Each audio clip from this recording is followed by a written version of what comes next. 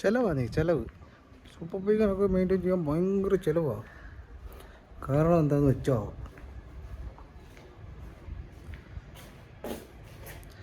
എൻ്റെ ടയർ ഏകദേശം തേഞ്ഞ് തീർന്നു. ഇനിയിപ്പോൾ ഇവനെ കൊണ്ട് നടക്കുന്നത് ഇച്ചിരി റിസ്ക്കാണ്. കാരണം എന്താണെന്ന് വെച്ചാൽ ഓൾമോസ്റ്റ് ഒരു 20% മാത്രമേ ഉള്ളൂ ഇപ്പം ഈ ടയറിൽ ത്രെഡ്. അപ്പം അതിൻ്റേതായിട്ടുള്ള ചെറിയ മാറ്റങ്ങളും ഡിഫറൻസും ഒക്കെ എനിക്ക് മനസ്സിലാവുന്നുണ്ട് റൈഡിങ്ങിൽ.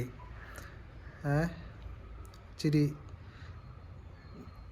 കോൺഫിഡൻസ് ലെവലൊക്കെ കുറഞ്ഞിട്ടുണ്ട്. നമ്മൾ വണ്ടി ഇങ്ങനെ വളവൊക്കെ തിരിയുമ്പോഴും ഈ കിടത്തിയൊക്കെ എടുക്കുമ്പോഴൊക്കെ ഇച്ചിരി നമുക്ക് പ്രോബ്ലംസൊക്കെ ഫീൽ ചെയ്യുന്നുണ്ട്. അപ്പോൾ ടയർ മാറ്റാം എന്നുള്ളൊരു തീരുമാനത്തിൽ വന്നെത്തിയിരിക്കുകയാണ്. അപ്പം ബാക്ക് ടയർ വരുന്നത് 180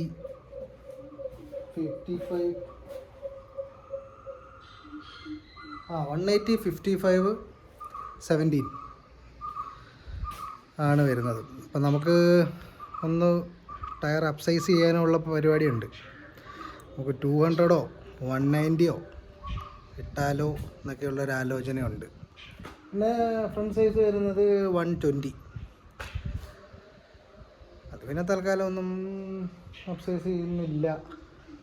ബാക്ക് ടയർ ഒന്ന് അപ്സൈസ് ചെയ്യാനായിട്ടുള്ള പരിപാടിയാണ്. പിന്നെ ടയറിൻ്റെ വിലയും കാര്യങ്ങളൊക്കെ ഏകദേശം 48,000 രൂപ 50,000 രൂപയ്ക്കുള്ളിൽ വരുന്നുണ്ട്. അപ്പോൾ അത് ഡീറ്റെയിൽ ആയിട്ട് പോയിട്ട് ഏത് കമ്പനിയുടെയാണ് നല്ലത്, ഏതാണ് നല്ല ടയർ എന്നൊക്കെ നോക്കിയിട്ട് വേണം വാങ്ങാൻ.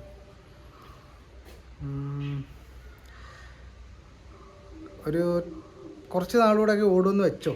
പക്ഷേ അത് ഭയങ്കര ഡേഞ്ചറാണ്. നമുക്ക് ബ്രേക്ക് ചിലപ്പം ചവിട്ടുന്നിടത്ത് കിട്ടത്തില്ല. ഇത്ര സ്പീഡിൽ വന്നിട്ട് നമ്മൾ ബ്രേക്ക് ചെയ്യുമ്പോഴൊക്കെ എന്ന് പറഞ്ഞാൽ ചിലപ്പോൾ വണ്ടി സ്കിഡായി പോകാനുള്ള ചാൻസ് ഉണ്ട്. അതുപോലെ ട്രാക്ഷൻ കൺട്രോള് ചിലപ്പോൾ കറക്റ്റായിട്ട് പ്രോപ്പറായിട്ട് വർക്ക് ചെയ്യില്ല. ABS ചിലപ്പോൾ പ്രോപ്പറായിട്ട് വർക്ക് ചെയ്യണമെന്നില്ല.